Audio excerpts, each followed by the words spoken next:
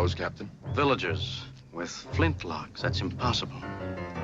They hadn't progressed nearly that far. Program complete. Enter when ready. To watch the RPG today, I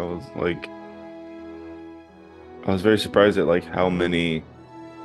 Yeah, nobody says anything, so I don't know if they're full watches or they're just like click and clicks off. I don't know. I don't know. Nobody's ever like, why did you make them roll that? Or like, 'cause that's really weird. Or nobody says anything, so it's like it'll be like, you have 70 views, and I'm like, okay, are these 70 views or are they like 4 views?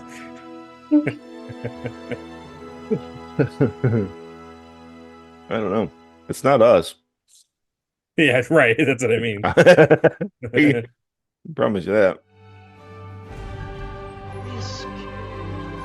Risk is our business. Out there.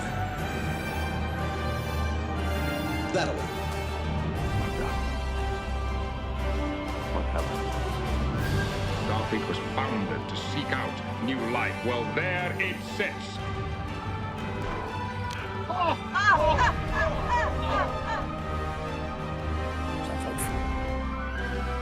Rock and roll. 6. We're not afraid of diversity. We don't persecute it, we embrace it.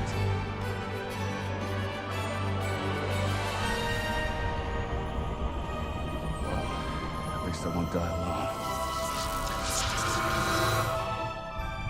Join our Federation of Planets. And reach for the stars. Those were the days. Welcome back to another Trek review, where each week we talk about Star Trek. And this week we're talking about the original series episode, A Private Little War. It originally aired February 2nd, 1968. We're watching these in production order. So for us, it's episode 16. But in release date order, it is episode 19. It was originally written by an individual called Judd Crucis, which is a pseudonym. Yeah. It's a fake name from a writer called Don Ingalls. And he wrote an episode in the first season, The Alternative Factor, which we didn't watch. And then the only other episode he wrote was this one. And he substituted the name after Gene Roddenberry went and rewrote the entire episode.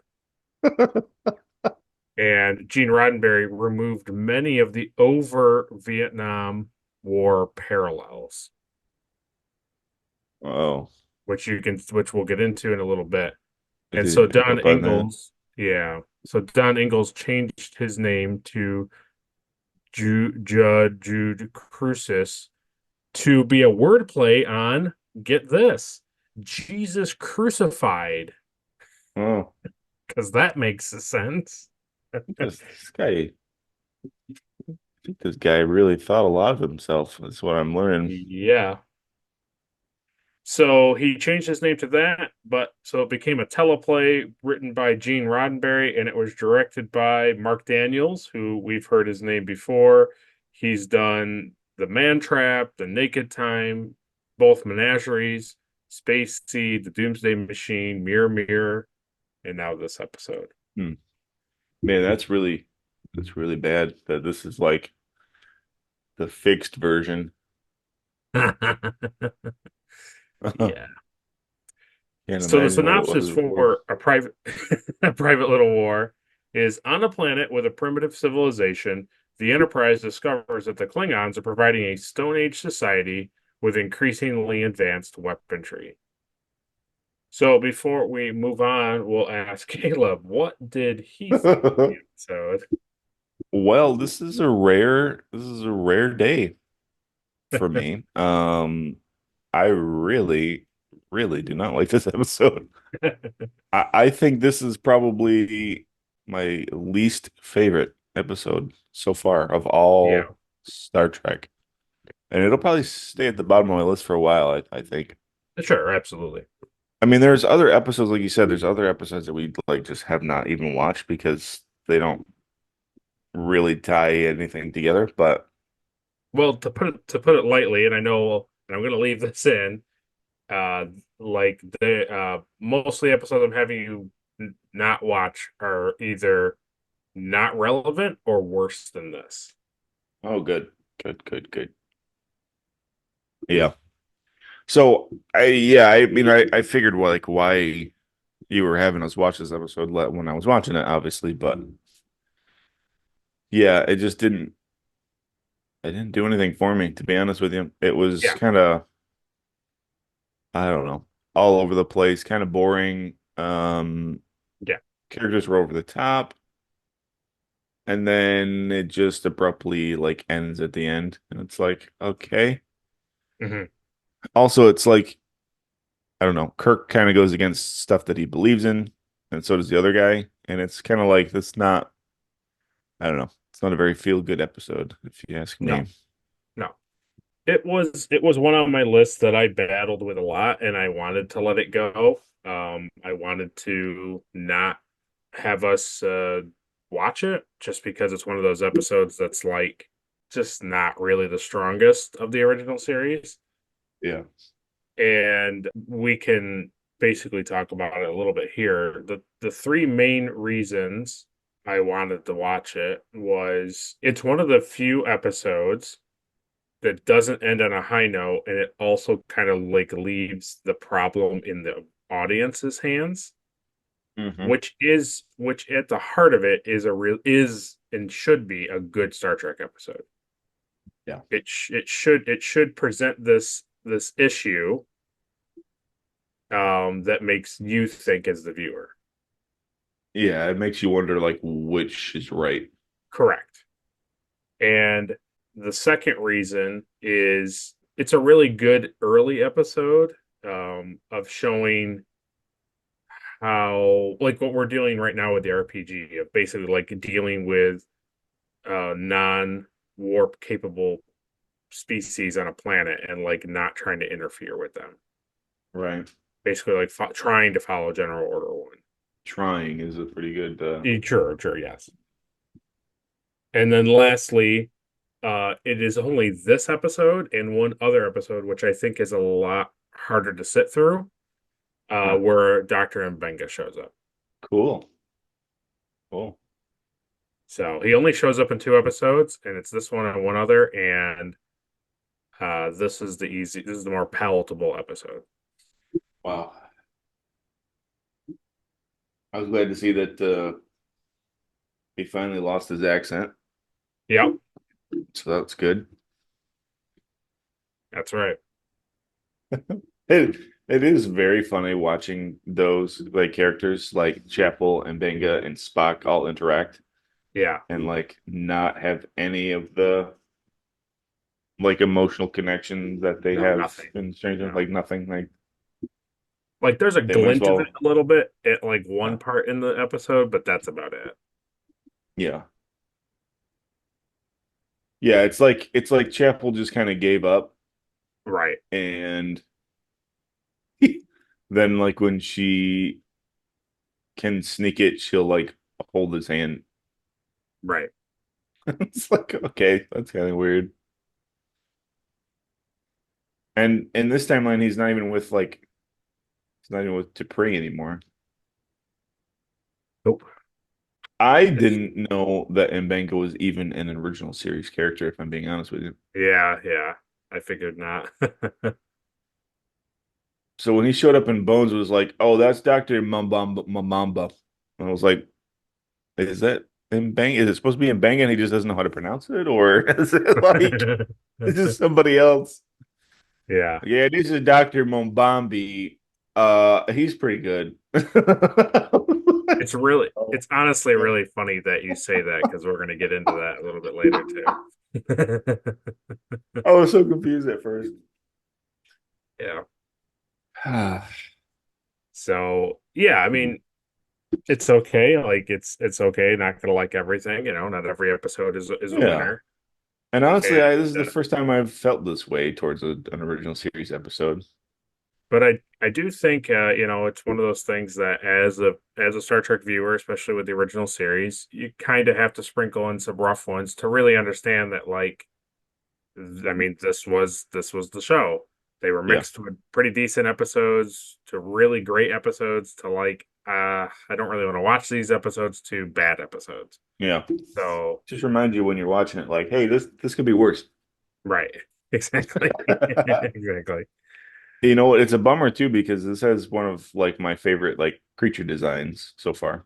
Yeah. Right? They went all out. They spent all this money. Yeah. Oh well. I wish that these were the creatures that were like beating on top of the Galileo in that episode. That would have been good. True. So no new subscribers, but we say thank you to you all anyways. And now we can get into the teaser. On a scientific mission to Neural, a primitive pre-first contact planet, protected by General Order 1, Spock, Kirk, and McCoy are doing some minor research on indigenous plant life and chemical compounds. Spock finds large footprints of the Mugatu, a white ape-like creature.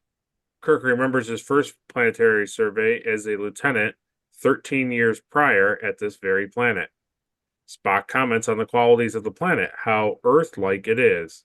Kirk notes that the inhabitants have stayed at the same technological level for centuries, and that bows and arrows are still the tools of hunting. He also explains that the people are peaceful and never fight amongst themselves. Kirk and Spock hear yells from some of the inhabitants and run over to see what is going on. It is obvious the men are not holding bows and arrows, but flintlock firearms. Kirk explains that it would be impossible for them to have invented these type of weapons in the duration since his previous visit. The thing I did like was Bones collecting all the plant life and Yeah, dealing with that. That was nice. with his little tube tray. Yeah. Yeah, I did. I really enjoyed that too. I even like Kirk and Spock together looking at stuff. Yeah. I liked all that. So the funny thing is, and I don't know if you thought about it too, but so we go back to the Doomsday Machine where Matt Decker is like, I know that in Starfleet we don't believe in hell, but he's like, but I've seen the devil and blah blah blah, right? And he goes on about this stuff. Mm, Now you flash forward to this episode, and Kirk isn't just like, oh, look, it's a natural Garden of Eden. They consistently and to a fault keep talking about the Garden of Eden and introducing yeah. the serpent. And it's like, okay. Uh-huh. And it's like, so they do teach you about religion. Yeah, it's weird. Yeah. And then every time Kirk calls it Garden of Eden, something really bad happens. Yeah. That proves that it's like not Nah, this you're right. like mythical, beautiful place that he thinks it is. Also, this kind of does one of those things that you always say that like you're not a fan of, Hmm. where it's kind of like the flashback, like these Oh, characters are because something happened a long time ago, you know. yeah. So every time something would happen on screen, Kirk would be like, "Oh, well, that wasn't like that when I was here 13 years ago." Yeah. Oh, okay. Well, it is now. Yeah. It's like that now, Kirk. Well, it wasn't like that 13 years ago. It's like, okay, cool. But it's changed. But it's like that now.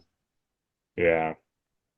And then, you know, for him to immediately assume, oh, the Klingons must be involved because these people could not have advanced. Yeah. Like, okay, what are you going to do about it? Oh, nothing.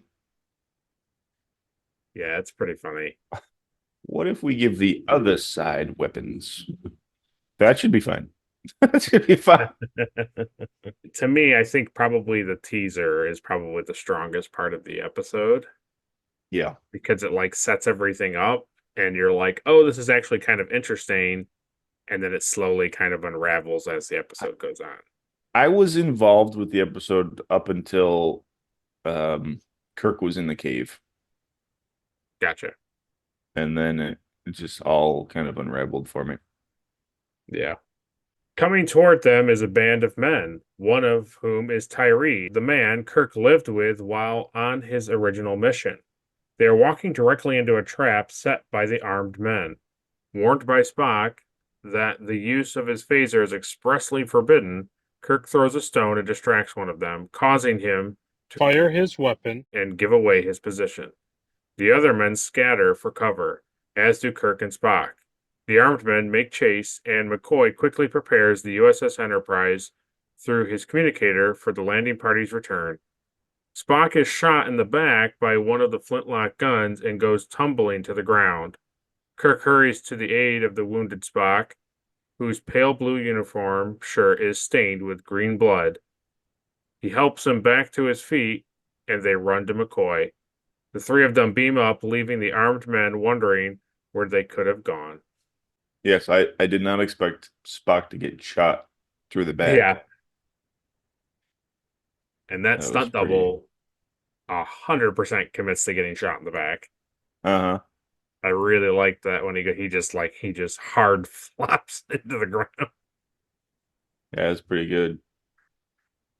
And then they're implying that Spock got shot like through and through because he had Yeah, blood right on the in back front. and blood on the front. So I assume Right. the bullet went through him, which that's a good flintlock.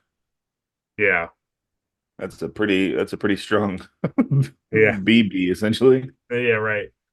from that distance too, you know. Blam.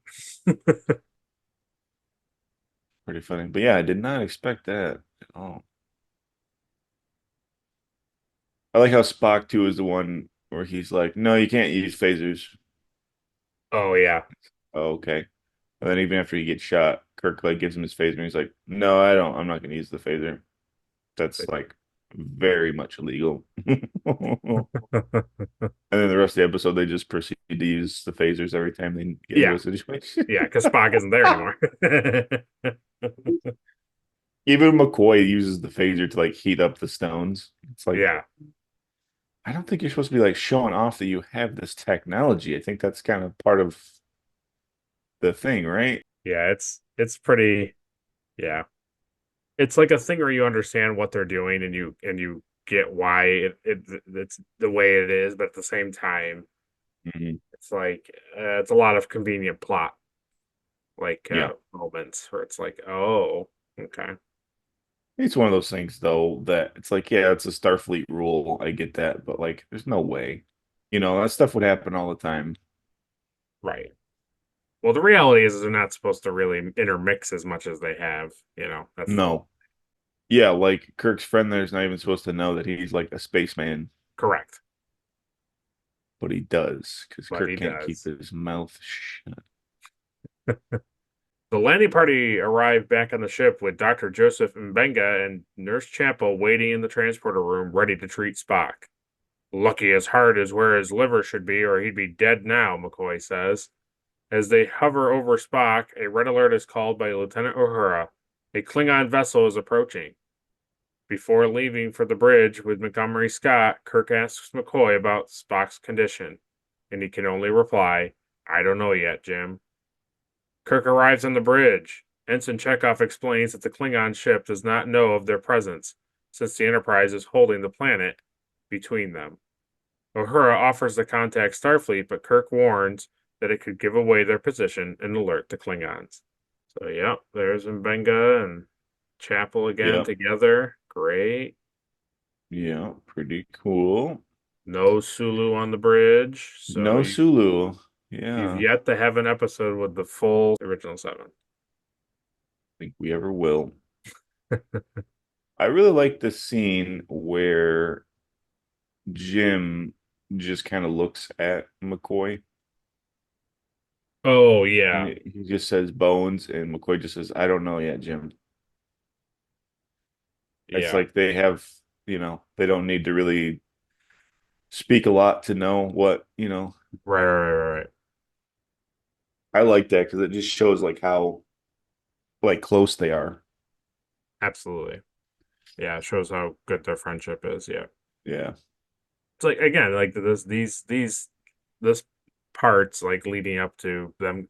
Basically, like you said, like them getting to the cave is like these parts are fine. Yeah, exactly. Kirk begins to contemplate the likelihood that the inhabitants of the planet could have developed firearms in the few years since they started forging iron. Scott, Chekhov, and O'Hara on the bridge offer explanation as to how it could have happened progressively, but Kirk abruptly cuts them off. He later apologizes, stating to them that he's worried about Spock. Spock's condition is poor because there is no replacement organs available to treat him. They are forced to wait and see what happens. However, Spock is also in excellent hands with McCoy's immediate subordinate, Dr. Mbenga, who has considerable experience in treating Vulcans, having interned in a Vulcan ward. Kirk explains to McCoy that they must go down to the planet together, overruling McCoy's preference to treat Spock personally by reminding him of his own recommendation of Mbenga, and must discover what has happened with the disparity in weapons. While asking Scott to have the ship's stores prepare period clothing, Kirk is warned that the Enterprise may have to leave orbit to avoid being discovered. They set a time for a rendezvous. That won't happen though. No. Sorry. It definitely won't happen right when they need it. No. Yeah, Scotty won't be like, oh, did they land? Perfect. Pull away. Oh, the last thing I saw on sensors was a giant monkey. Anyway, let's get out of here. Let's move it. So I don't think in Strange New Worlds, I don't think they touch on that, like, Mbenga has this type of teaching. So he either in the 5 or 6 years, Yeah. he apparently, what does it say? He interns at a Vulcan ward. So Yeah, I don't know. because he deals with Spock in a lot of episodes, and it's like he doesn't seem to be like hyper efficient with taking care of Spock in those episodes. Nope. But like we were talking about earlier, I do actually like the scene where Scotty and Chekhov and Uhura are all like trying to explain to Kirk like how it could have happened naturally, and Kirk kind of like snaps. I do too, yeah. Yeah. I didn't open for debate. Yells at him. Basically, yeah, you're all wrong. Yeah, right. And I don't have time to listen to your thoughts. I'm the captain. I can openly talk and ask questions, but I don't expect an answer. Because that's basically what he was doing, Yeah. Like out loud. He's like, I wonder how this could happen. Like, well, it's not, like Yeah, they give yeah, him. He's like, oh, I wasn't asking anybody. I was just talking out loud. They're like, oh, jeez. Yikes. I noticed when O'Hara like stood up, her chair like swung back and smashed the console. Oh. Pretty hard. Oh, wow. Okay. Yeah, you can hear it. It was pretty good. Bam. Nice. Okay. The other thing that was interesting, and I don't know generally how I feel about it, is them saying that Spock's condition is really poor because they have no replacement organs. Yeah, what does that mean? So, like, they have no, I understand that they mean that they have no organs to, like, they don't have, like, organ transplants, right? They can't put a Vulcan, whatever, a liver in him or whatever. Yeah.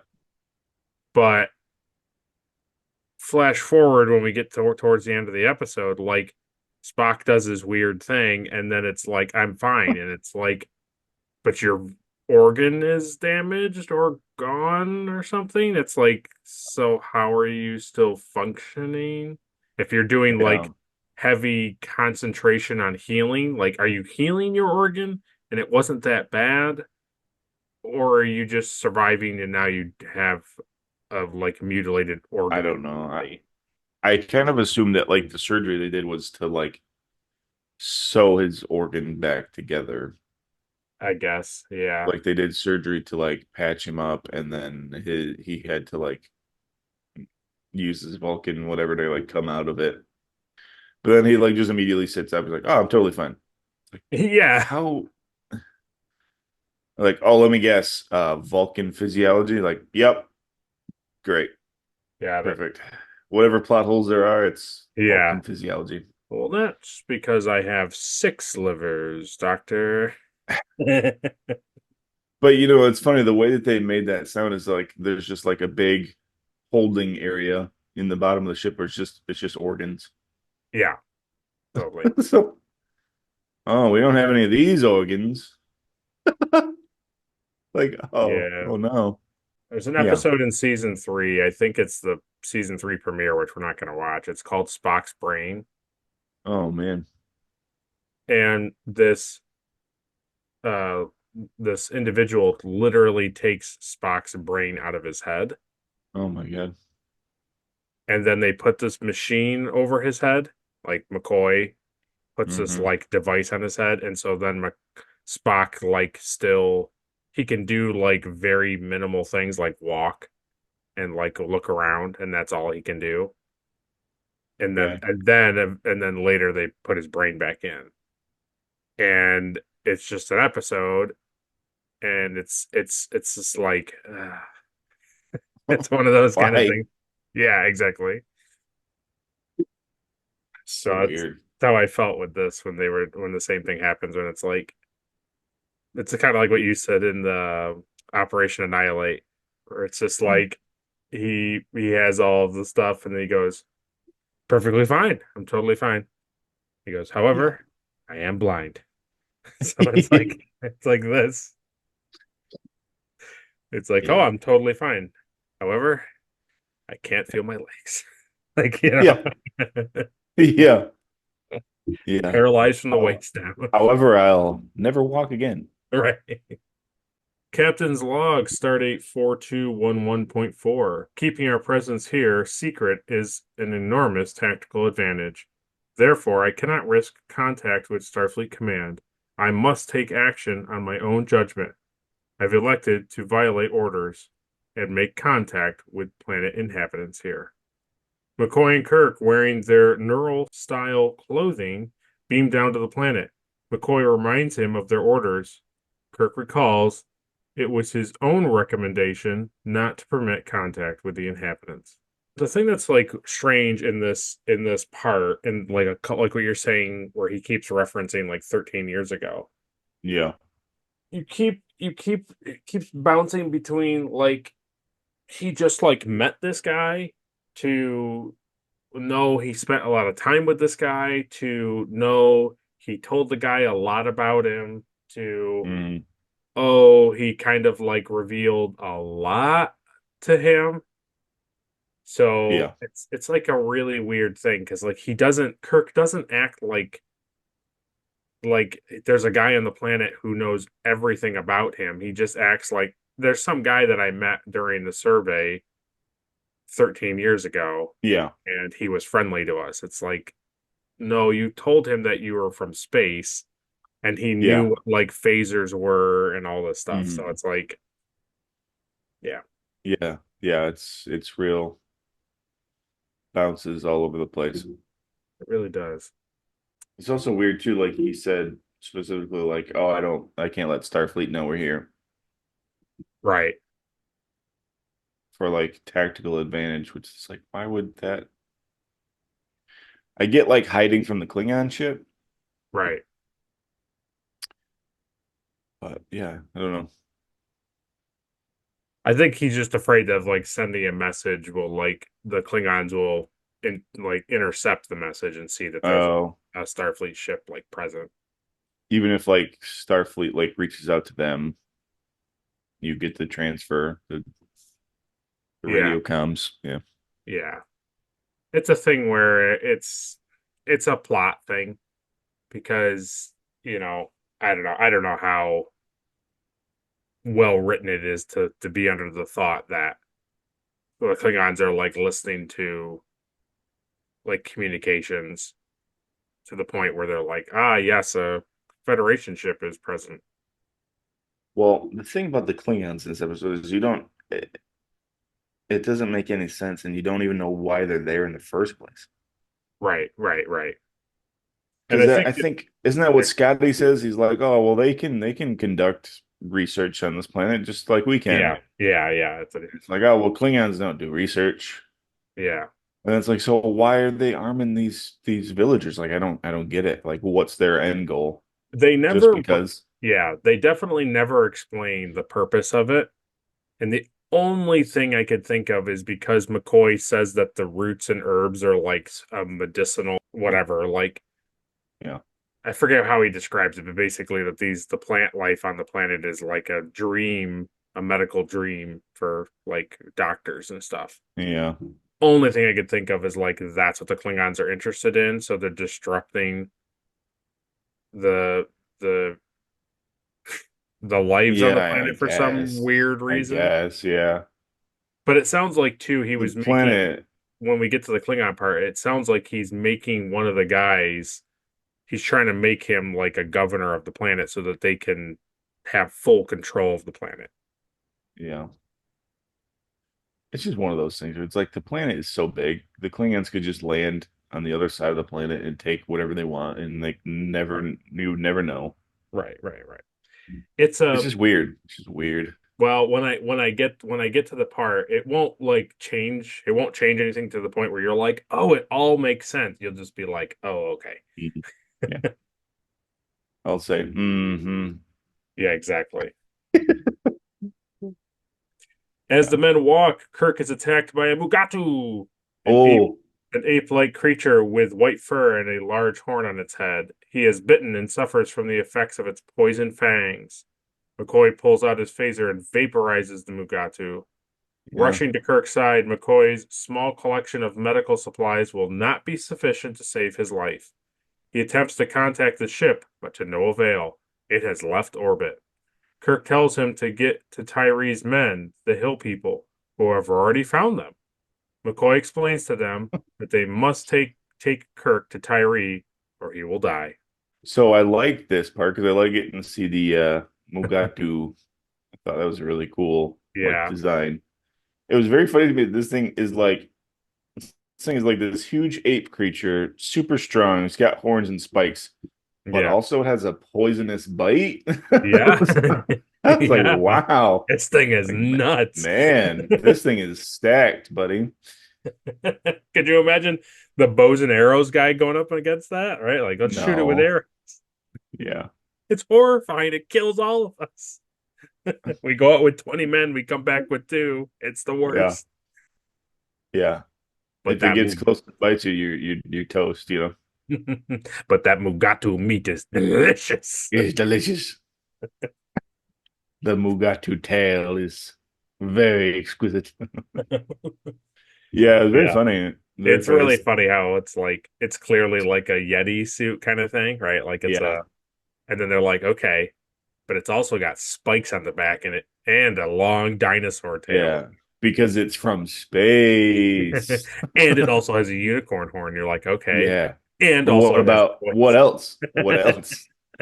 It's like, what do you mean, what else? It's like you turn to one of the children that we know and you're like, okay, design this creature for me. And he's like, it's a gorilla. And you're like, oh, okay, well, it's probably got to be a little bit more than a gorilla because it's a space creature. He's like, okay, it's also a dinosaur. And you're like, all right.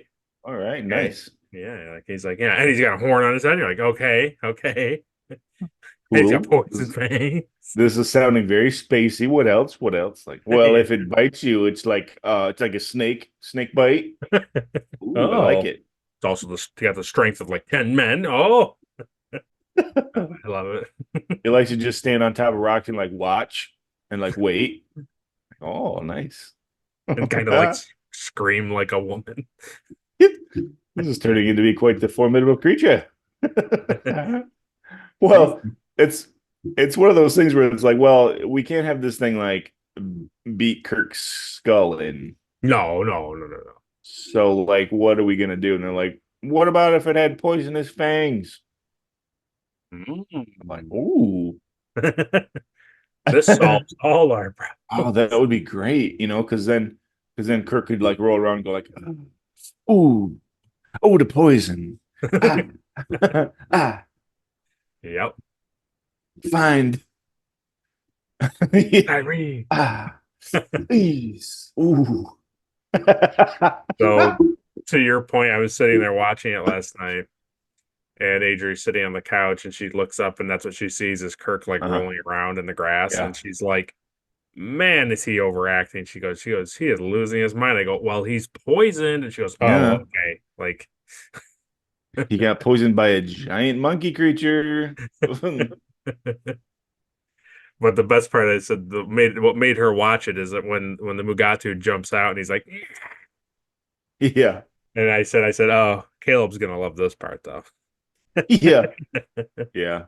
Just wait till the other part where Kirk's laying down. That's a good, that'll be good. No, that part you don't like. I bet Adrian loves this episode. She really likes this episode. Yeah, it's pretty good. Yeah. Yeah, but I like seeing the Mugatu. That was pretty good. Did you also really like that the end part didn't make any sense and then it went to commercial and you're like, I guess this makes a smidge of sense, but also it still doesn't make sense. No. Where he's like, No, when he's standing there yelling at the people and they're just staring at him and they're just like staring at him and staring at him. And then when it finally comes back from commercial, McCoy's like, medical log, these people are very kind and genuine, willing to help at all costs, and very speedy, very quick in there. It's like, what? What is he talking about? yeah, they just kept looking at him like, oh, is that Yeah. man? He's gonna die, don't you understand? Don't you get it? He's just like, He got bit by the Mubatu. Don't oh, you I get love it? it. I love it. Uh-huh. I love that you're playing right into it, and I love it. Don't you see him sweating over there? It's just like that guy's like, Mm. Mm. Is that a man? Well, that's no concern of ours. Yeah.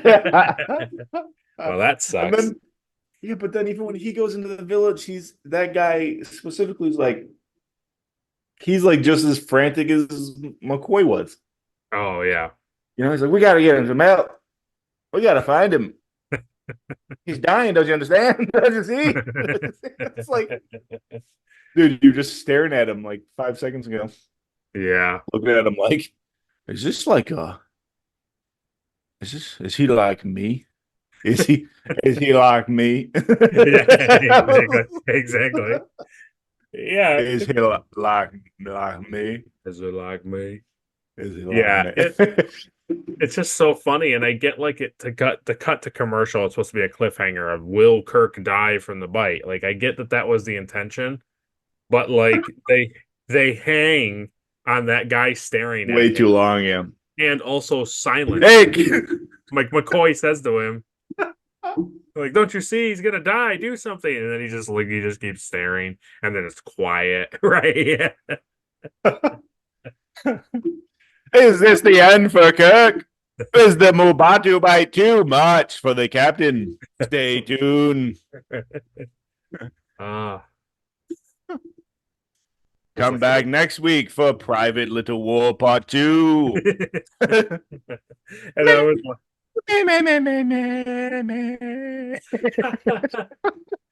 I was like, I don't remember these guys not taking care of Kirk. I'm like, I'm pretty sure it ends up to them taking Kirk to Yeah. their site.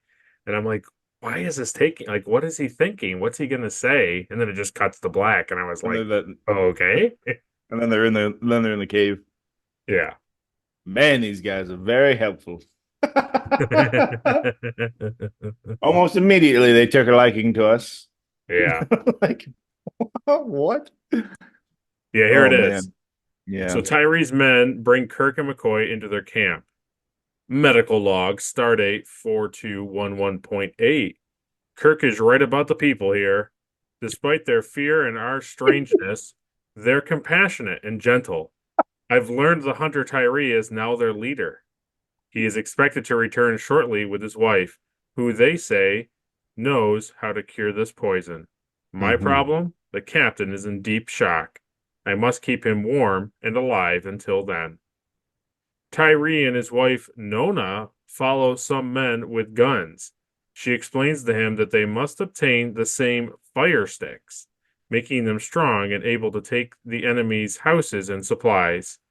Tyree is sure that the enemies will someday return to peace again. She does not agree. For majority of the episode.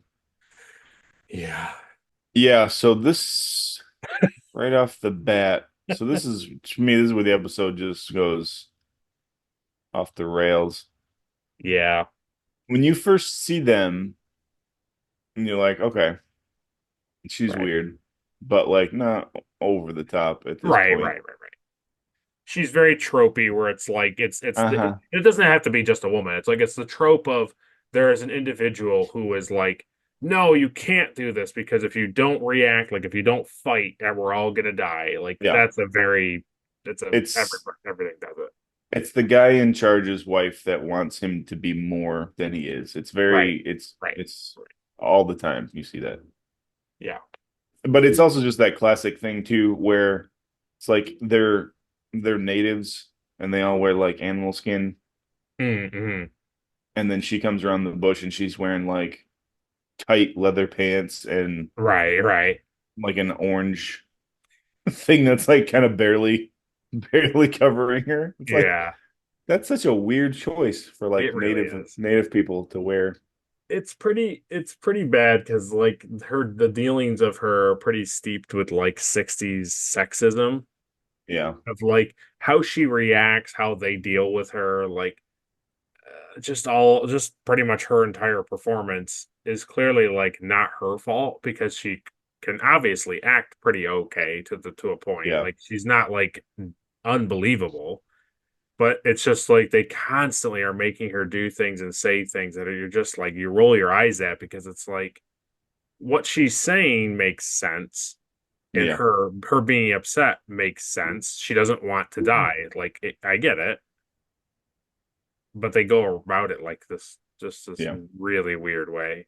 It's very like forcefully expressing her opinion Yeah, to the point where like you don't want to feel the way you do, but you also want her to like not be in the room when yeah, like yeah, exactly. Yeah, everybody's talking because like yeah, it's rough. It's if rough you because it's if like you you could don't just want to have an hate her. opinion, yeah, Right, yeah. It's like yeah, she's making valid points, but the way they write her, it's like, yeah, you also don't want her around. yeah, yeah, it's fun. But Yeah. then even before you get to the cave, it's that part where she makes that like whimsical joke, like, "Oh, yeah, I put you under my spell," Oh, yeah. and you're like, "Oh, tee hee hee," and then she pulls out those leaves, and it's like, "What? Okay, Mm-hmm. okay, so like that's not a joke." No, Like, so no. what does she want? Like, what's her end goal? Oh, nothing.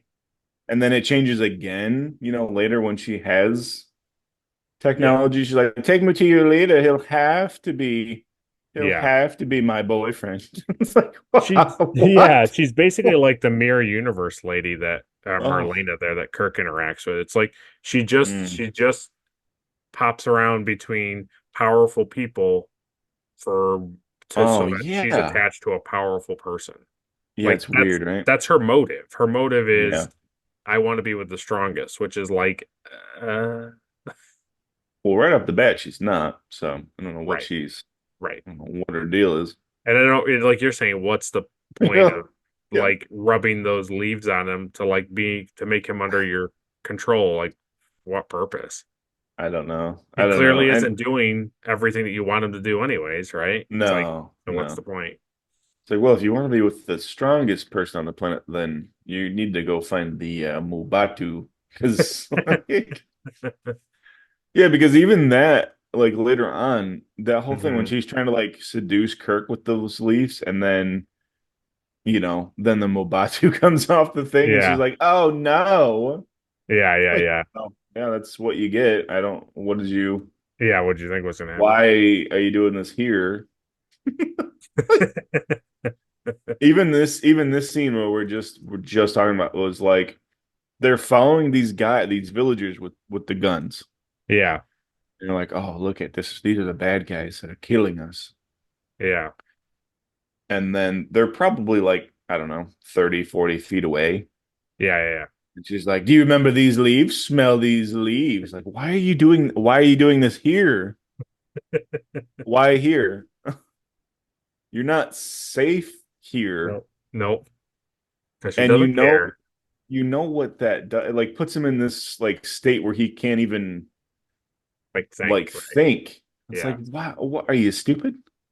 Like, yeah, obviously. Like that's not even a question. She is stupid. It's basically, it's a plot point. So basically, when it's told there's people in the cave, she gets there first. Hmm. Besides, before him. Yeah. And she sees Right. McCoy shooting Correct. phasers. So Like, so she brags that she is a Kan 2 valued by mhm. men because they aid in achieving power. Tyree claims he accepted her because he cast a spell on him. She explains about many spells that she uses to keep him. She pulls out a sprig of leaves and rubs them on his face and arm, driving the plant's contents into his skin. He is obviously affected by its presence. He grabs her and kisses her intensely. They are interrupted by a scout, Utan, from the camp requesting their presence. Tyree is dazed by the plant, but Nona heads back. She asks Utan to bring Tyree when his head has cleared. Yeah. I wish he started kissing the guy when Rubs she it on left. him That would have too. been no, like she rubs it on him and then he's like, excuse me. Like when he comes over, Oh. it's so awkward. He comes over and he's like, there's a situation in camp. Yeah, yeah, So when you guys are like done here, like just go to the camp. yeah. When you're done like Uh plant smooching, can you go back to where we live? yeah, there's a guy there. He's not doing so good. He says he knows you. He just he just stares at him like he was staring at McCoy. Yeah, right. McCoy notes Kirk's struggles, hoping to keep him warm. He uses his phaser to heat rocks in the cave where Kirk lays. As he is heating the last of 3 stones, Nona returns and sees him firing the weapon. She is surprised and awed. She steps out of the cave, avoiding being seen by McCoy. As Tyree returns to camp, Nona asks him to explain who these men are before she will help them. Tyree tells her that he promised Kirk silence. She says that she is his wife, and that she too will remain silent or Kirk will die without her help. So I get it. Like, it's totally fine that Kirk needs to be warm. It's like fine. I didn't But know what was going on at first. Yeah. McCoy, like, I don't think he even checks to see if anybody else is in the cave. He just starts shooting them. No, like immediately. Oh man. Well, then later on, like when McCoy wakes up from his little nap, that cave is full of like torches. Yeah. It's like, okay. Yeah, you couldn't be like, hello, sirs. Can you put fire around him? Like, So in that scene, the wall, the cave wall, mhm. to me, it looked like there was like a door. Oh, It looked like it was a door, like a door seam, like for the set or something. there might have been. I Oh, really don't know. I was thinking at this point that like she was working with the Klingons or like she was a Klingon, Yeah, it does seem like that. Yeah. right? And so like they also had like this secret like access door to like this Klingon lab or something, but that didn't happen. No, no, nothing But yeah, like that of interest happened. no, that would have been too interesting. So McCoy looks at Kirk and Kirk's like shaking Yeah. and he stands up and he starts shooting rocks and I was like, what the heck is he doing? Yeah. Yeah. Yeah. Then I realized like, oh, he's creating heat stones. Okay. Heat stones. All right. I forget what episode it is, but there's an episode where Sulu is trapped on a planet and he's like freezing to death with the away team, and that's what he does is he phasers the rock to like heat him up. So I mean, it makes sense. I just didn't know. I had no idea. yeah. I do like his acting though of him, like obviously he's pretending to shoot it and then he puts his hand out to like feel the warmth. Like at least he Yeah. tries to like make it seem believable Yeah. what he's doing. I like I that. like when he stands in the middle of all three and he's like, yes. hmm hmm This is efficient heat. And Kirk immediately is just like, ah. Like, oh, It's so it comforting. worked. Oh, so cozy. The warmth does not increase my blood pressure to keep the poison circulating faster through my life. No, No, no, no. no. Mm-mm. That's not how that works. No. Not the Mumbambu. Not the Mubambo. It needs Yeah. freezing cold temperatures to activate.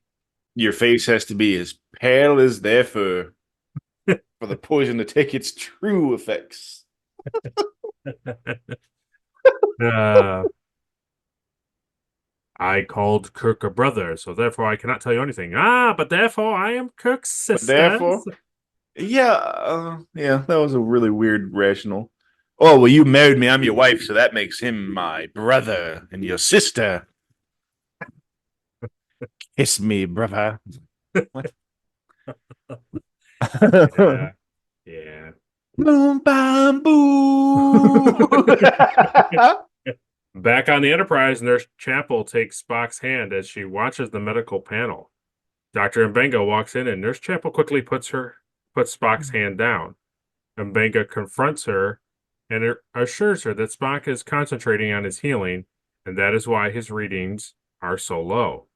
It is self-induced hypnosis.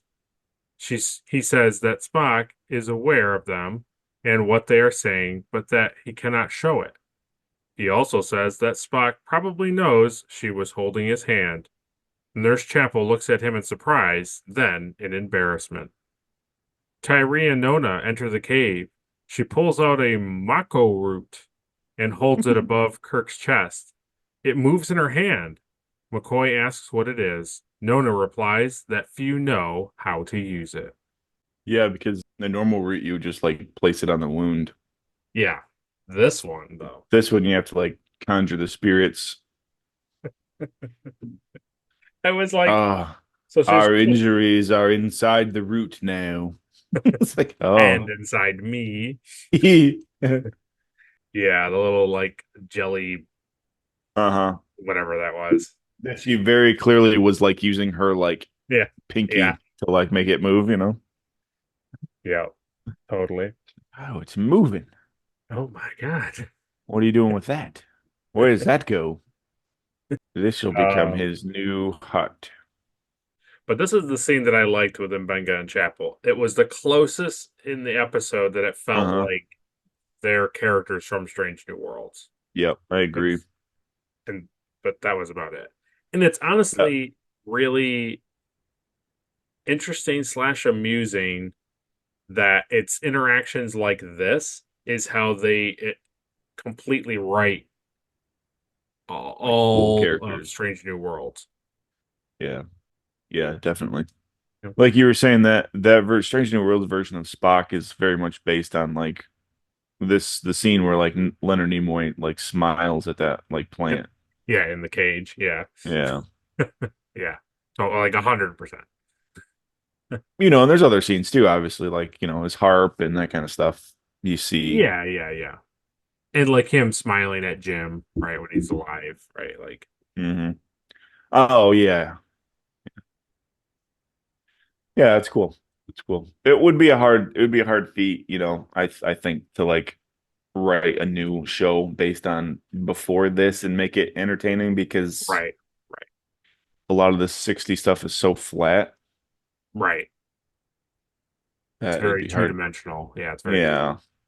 and it's just like it's fine back in the 60s and 70s. Like this was fine. It was cutting edge. It was nice and it was enjoyable. But like in the 2000, like the 2020s, it's like we need a lot more substance to our episodes to make it worth our time. Yeah. There's got to be triangles and That's right. There's got to be triangles. there's got to be D's. So here's the probably the one that'll get the award at the end. Here's the scene. She offers Tyree her knife, and she cuts the palm of her hand. She puts the root on Kirk's bite, then places her hand over the root. Her blood and Kirk's blood mix through the mako root. Nona flails about as if she is seeing what is going through Kirk's mind and his knowledge. Tyree softly pounds on a drum. Yeah, The that's what poison. was happening. Yeah, definitely. The poison is extracted, and Kirk regains his consciousness, then promptly falls asleep. McCoy removes the root, showing that the injuries have been completely healed. Nona claims that Kirk belongs to her now. Tyree explains to McCoy that legend says that no man can refuse a woman who is joined with a man in this way. So, without getting really into it, this scene is very, very, very bizarre. Yeah, And it's weird. it's very clear that the angles and close-ups and shots that Mark Daniels chosen do not imply what it's meant to be implied, that her blood and Kirk's blood are mixing and all this witchcraft stuff is happening. It doesn't look like that at all. So No. Well, Star Trek has always been edgy for the 60s as far as, stuff like this and getting away with stuff. So sure. what were you were saying a couple weeks ago? They got past the censors, like they fed all the the censorship people, the navels, so they could show a belly button on television. Yeah. So yeah, I don't know what they did. They must have fed them again this episode because I don't know. I don't think they even talk about it in the extra. So I don't know how they got past what they were doing. it's very over the top for the era, for sure. It honestly is. And the other thing to mention is that she claims that Kirk is her guy now, just like Tyree, but she doesn't have control over them and it has to constantly use these plants. Yeah. Tyree doesn't really do anything she says unless he's sniffing flowers. Right. And like you had brought out when the recording wasn't taking place, that Kirk, when McCoy talks to Kirk about it, Kirk's like, well, no, that's superstition. Yeah. Yeah, and it doesn't seem like anything happens with that at all, Right. I was waiting for it. Like for a second, right? Like, oh, here it comes, but then nothing happens. So. Well, yeah, they imply it because when McCoy wakes up, Kirk is on her bed, sitting there. Oh, yeah. Weirdly, right? Yeah. And he wakes up and he doesn't really know where he is. But then immediately he's like, "Oh yeah, that's not a thing. Don't worry about that." Yeah. And it's like, "Oh, okay, good." It's a rough scene. It's a scene that I wish wasn't as long. It's weird as it is. It's very long. Yeah, it feels very long. And the thing too is I'm fine with the wiggly root thing, and I'm fine with her knowing whatever, what do they call it, witch doctor medicine. I'm fine with all that stuff. Well, it's just how they go about it and how prolonged it is and how I don't know, just very weird. It's a very Native American thing. Yeah. But she could have just put her hand on the root on the bite and just said a few words, and then that would have been the end of it. Right. She doesn't need to writhe around weirdly. Right. Kalima. Kalima. Oh God, what's he doing? What's he? Kalima. Yeah. Kalimambu. Yeah. Yeah, it was weird. Weird scene. So we're at the halfway point. So Caleb, you tell them what to write down in the comment section. Kalimambu. I love it. I love it. You can spell it however you want. You spell it however you want. We'll know. It'd be really funny if somebody wrote it and then next week we're talking about next week's episode. I'm like, hey, so from subscriber this, he says Kali Mambu. I hope somebody changes their screen name to Kali Mambu Membenga. Yeah, I will. That's pretty good. That's a good screen name. That's a mouthful. Kali Mambu Membenga.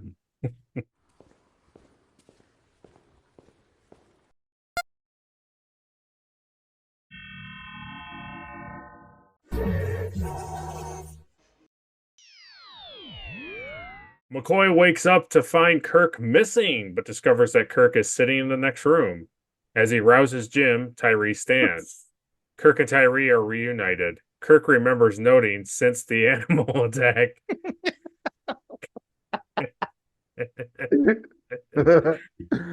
Kirk remembers nothing since the animal attack, but he knew that Tyree would find a Konut to heal him. Kirk asks Tyree to tell him about the weapons the enemy has acquired. Tyree assures him that he will hear everything. Mm-hmm. I don't know. Some Chinese guy dropped him off. I do like that, though. I do like that. I'm glad that you also thought it was strange because he's like Jim, or like, are you there? And he's like, Yeah. oh, he's just waking him up. Like, oh, okay. And again, these people love staring at people because, like, Yeah. he stared at Kirk and Kirk stared at him, and he's like, "Is that my friend Jim?" And he's like, "Is that my friend? Oh, hello, friend." That's how they greet each other. That's the thing we don't Uh-huh. understand. That's how they It's a little inside just joke they stare. have. Is that Yeah. my friend? Is that my friend? I just picture the two of them like on separate like hills, you know? Yeah. Like, is that my friend? Like, is that my friend? That's how they greet, you know? What's your name? Yeah, exactly. Ezekiel. What's your name? What's your name? Tony. Is that my friend? I love it. I love the more off the rails it gets. So stupid. That's what's gonna happen is the first 20 minutes of our podcast is gonna be fine, and then the last 30 minutes of our podcast is gonna be off the rails like the podcast. Well, we've reached the port where the episode itself goes off the rails. So. Right, that's what I mean. Yeah, exactly. Yeah. Back I on didn't write it. Yeah, well, sorry. Somebody had to change his name because of how badly it was written.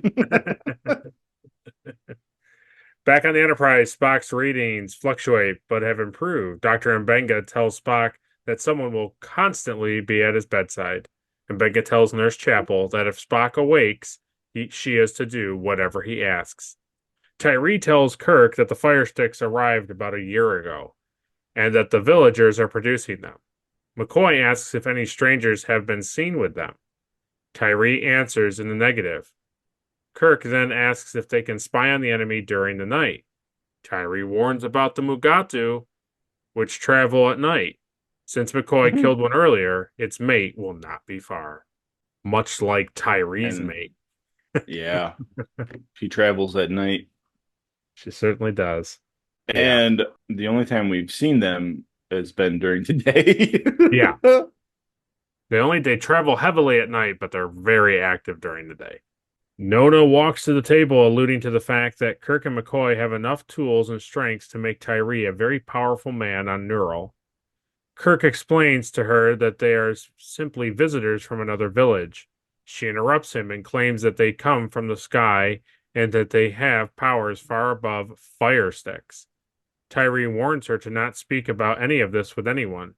Nona claims that the act of kindness she did brings her the right to be rewarded. Kirk admits he is grateful, but explains that his people's weapons grew faster than their wisdom. This leads to his vague explanation of General Order 1. Nona assumes that this implies that Kirk will not help them. She is disgusted. Tyree understands the issue and yet refuses to kill anyone. McCoy mentions to Jim that it could be the Klingons who have dabbled in this conflict, and that there may be a way to balance things out. But that possibility disturbs Kirk. I think the biggest thing is that basically that Kirk is like entertaining the idea of like arming these pacifist people, like these non-violent people. Yeah, I know. Yeah. Yeah, it's very weird. I was confused too, like when you first see like the villagers, Hmm. and I was just like, why are they live in these like houses? Right. And Kirk's friends, they all live in caves. So it's like, Right. what would they possibly want from them? Right. Exactly. Like they're civilized, they live in houses, Yeah. He even brings out later that they like trade and stuff. Like that's what they do. yeah. Well, when that guy in charge is talking to that Klingon guy later too, he's like, yeah, I didn't think my people would like killing each other, but it turns out they do because they don't want to do any of the work themselves. They like No, taking stuff. It's like, they like to hurt him. cool. Well, there's like 12 of them, Right. so like you're gonna run out of stuff to take. Yep. Yeah, this episode doesn't do a good job of explaining what the point of any of it is, Yeah, other than the fact that it's just happening and Kirk has to respond to it because he's friendly with this guy. yeah, it's weird. Yeah. Tyree, McCoy, and Kirk make their way to the other village. Kirk knocks out a guard and Tyree takes the man's gun. An enemy villager named Apella walks into a room with a Klingon, Krell, inside. The Klingon tells him to bring in the man who did the most killings because he is to be rewarded as an example to the others. He offers the man another improvement to the flintlock weapon. He mentions other improvements that will make the weapon more effective and more accurate. So I'm pretty sure, without really getting into it, I'm pretty sure that the same shot where they're like looking over the thing and the guard is like walking with the rifle. Hmm. It's like it looks exactly like the Organian like village that remember in the episode when the Klingons invade? Yes, It looks exactly like that. yeah, it does. Um, he chokes that guy out, take the gun, they go in. Now you see the Klingon. The Klingon looks a lot more Klingon than they did last episode, right? The last time you saw him in triples, he actually looks like a fake Klingon again. Yeah, he looked good. That's like the one thing this episode like gets right is the Klingons look good. Yeah. Also, his mentality is like really good. I like that. I mean, I'm Hmm. not for what he suggests by any stretch of the mean, but I like how awful he is. Is that the Yeah, appellate guy comes in and he's like, well, I'm sorry that I'm late. It's hard to divide one woman and men like 12 men or whatever he says. And he's like, well, just give the woman to the man who killed the most. And he's like, excellent. And it's like, that's a pretty disgusting thing to do. So I like that the Klingon guy, Krell, here was pretty awful. and that's why like at the end of the day I can let go this like plot hole of like why is he doing this? Like what's his well, because Hmm. he's a Klingon and he doesn't care. This is what they do. Right, He likes causing mischief, right? right. And I also like too when he said to him, we'll come back. If you keep doing good, you'll become a governor for the Klingon Empire, and then if you continue to even do even better, we'll give you more improvements when we return. We'll give you like rifle barreling. And he's like, or no, barrel, right? Whatever he calls it. And the guy's like, what? And he's like, oh, a way to make it shoot better and farther. And he's like, excellent. Yeah. So he never explained like what any of the parts are on the gun. So No, that's good. No. right. Even Kirk does. Yeah. Kirk's like, well, this is the flint, this is the striker. McCoy and Kirk continue their spying. They find coal for forging and sulfur, which is used in making gunpowder. They enter the building and find the forge, some drill points, and barrels of extremely high quality, none of which could have been manufactured by the planet's inhabitants. It is further proof that the Klingons have been providing these weapons. Voices can be heard outside, forcing Kirk and McCoy to hide. The Klingon man and Apella enter, discussing the rewards for bravery and conquest. Krell assures that rewards will be granted, including power over the planet and making Apella a governor in the Klingon Empire someday. Here's the real thing. Okay. They end up getting away from these guys. You think they're going to get caught, but they end up getting away, right? McCoy and Kirk. Yeah. Great.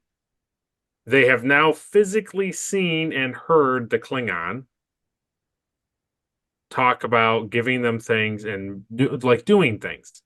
Immediately, they could return to the Enterprise, contact Starfleet Command, and be like, "This is happening with the thing," and like, instead of arming Tyree's people with rifles, immediately involve the Federation and be like, "We need to go in and like basically take the rifles by force. Just take them." Yeah. Yeah. And like blow up Right. And like, the forging things, you know? right. And like remove the Klingons with force from the planet.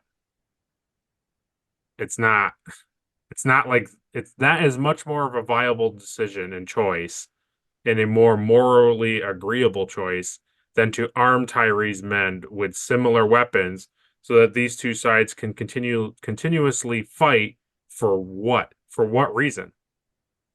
Yeah. They don't Right. give you any reason why this planet is important to the Federation, why it's important to the Klingons. It's not. Like, yeah, exactly. It's not.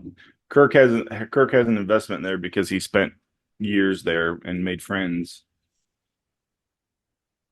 You know, like that's it. That's the only Yeah. reason. Because, like you said, if you took all the guns and weapons away, like, would they continue to fight? I don't know. What are they even fighting about now? You know, Yeah. I don't understand what they're even like fighting for. It just seems like they've become the villagers have like become raiders and they're just going in and like stealing. Yeah, totally. Yeah. I don't know. So It's weird. I don't know. As the men are talking, McCoy's tricorder is somehow activated. Its high-pitched whirring sound announcing their presence. Kirk leaps from behind the forge and attacks Krell, causing him to discharge the flintlock rifle he carries. It fires harmlessly into the floor. A fight ensues, and though they defeat Apella and the Klingon, they are caught at the door by two more men with rifles. Yeah, barely. So, yeah, barely. Let's do trivia. Mm. So, although the script specifies that the planet is named Neural, that name is never mentioned in the episode itself. Similarly, Krell's name is never mentioned either. Mhm. In Don Ingalls' original story outline, the Klingon antagonist was Kor from the episode Errand of Mercy, which was the Klingon from the Organian episode. Ah, yes. In a May 26, 1967 memo, Bob Justman criticized this point, writing, here we are in the outer reaches of our galaxy, and who should Captain Kirk run into but good old Kor, an adversary that he has encountered before, and with whom he has been unable to get very far. Just think of it. Billions of stars and millions of Class M type planets. And who should he run into but a fella he has had trouble with before? No wonder Kor doesn't recognize him at first. The coincidence is so astounding that he must feel certain that it couldn't possibly have happened. In Don Ingalls' second draft story outline, the character's name was changed to Krell. Mm. So yeah, so Bob Justman basically was like, what a stupid idea to have the same exact Klingon show up again and always cause Kirk a problem. Like, perhaps maybe a different Klingon because it's space. Mm. Yeah, pretty funny. That is funny. It's funny too that it's also like it's always Klingons. Oh yeah, You know, it couldn't be like some other like unknown. yeah, Couldn't be like an Andorian doing something or, you know. no. Okay, so this is the part where we're gonna just dig in a little bit. So Yeah. episode was intended as a commentary on the ongoing Vietnam War. Mhm. And Don Ingalls' original contained much more overt Vietnam analogies than what finally appeared. So, according to Alan Asherman's The Star Trek Compendium, this script referred to Apella, the guy that the Klingon was just talking to, as a Ho Chi Minh type, and the tribesmen were wearing Mongolian clothes. And though he was friends with Gene Roddenberry since their days as Los Angeles police officers, Don Ingalls did not like the changes and changed his name to Judd Crucis. So the interesting thing is they both Don Ingalls and Gene Roddenberry were pilots in World War II that flew like B-17s. They didn't work, they didn't interact with each other, but they both did the same thing. They were in the Air Force and they did the same thing. And then flash forward in the 50s, Gene Roddenberry and Don Ingalls end up working together in the LAPD. Oh, wow. And that's how they met each other. And they both wanted to, they both had aspirations to like be writers and like do things for Hollywood. And Don Ingalls left the force first, and then Gene Roddenberry did too. So they knew each other. So he had like a friendship with this guy. But the thing that is supposed to be with this episode, which is to help like basically understand it, and I don't think it's going to change how you feel about it. This is the point where you're going to go like, oh, okay. Is Apella's men with the flintlocks and Tyree's men with the bows and arrows. The flintlock guys are North Korea and North Vietnam, and Tyree's men are South Vietnam and South Korea. And the Federation, Kirk's people are America, and the Klingons are like Russia. Okay. Where Russia in real life was supplying like the other side with weapons, like heavy, like advanced weaponry that these individuals didn't have. And America was doing the same with the other side, and that's what was happening. So you had two world powers interacting with basically people that it didn't need to over really nothing. Gotcha. So it's a very big comment on those wars, which is why Kirk even brings it up. He's like, hey, do you remember the brush wars in the 20th century when they fought on the Asian continents? And he's like, yeah. So that's the whole point. Yeah, I mean, I can see that. It didn't stand out to me when I was watching it, but Yeah. you know, I'm not like a history major either, so Yeah. But that's also why it ends so open-endedly and so like we don't know how to resolve this problem because the Vietnam War was like still happening and like America was showing no signs of like discontinuing. So So they're basically saying like we don't know what the correct answer is, but you know, right. But it's wrong. Like what's it's happening wrong. is wrong, Both, but we don't both know sides is wrong. Yeah, but we don't know the solution. Yeah. So here's what you'll really like. The original script called the creature a Gumatu, Jesus. but DeForest Kelly kept saying it wrong, so it was changed. Gumatu. The credits still retain the original name. Did you see like the pictures of the rabbit in suit and like any of the thumbnails? Like a giant rabbit. No. Okay, there's an episode called Shore Leave where the white rabbit from Alice in Wonderland shows up. Okay. And Excellent. the footprints that they look at for the Mugatu's prints are from the like rabbit suit. bunny suit. Yeah. Yeah, I mean you wouldn't want to use the foot from the actual No. creature suit, you know? No, because he's probably wearing sneakers and they just had like overlays. Oh, he's absolutely wearing sneakers, man. Despite directing 10 episodes of the series previously, this is the first time Mark Daniels got to film on location with Star Trek. The majority of the episode's location scenes were filmed at the Bell Ranch, separating the San Fernando Valley from Simi Valley, with additional filming at Paramount Pictures' B Tank, where the village set stood, previously built for another production. I noticed in the beginning of the episode when they're flying around the planet and the planet looks very much like Earth. Yeah. And then they like are on the planet surface and it's very much like California. Yeah. This is the only episode in season 2 to not have a happy ending music. But they still get a good ribbing on Spock. So a little bit. This is the only episode in which Spock and Kirk are both incapacitated in 2 separate incidences with different causes for an overlapping time period. Wow. And the only other thing I thought was really interesting was this is how crazy this is. So Don Ingalls writes Tyree's Woman in April of 1967. So it went from literally almost a full year of that guy writing it to it being on the screen. It went like 10 months. And it's still this kind of garbagey. Yeah. It's crazy to me. Yeah, there must have been a lot of other stuff they had to like look at and fix.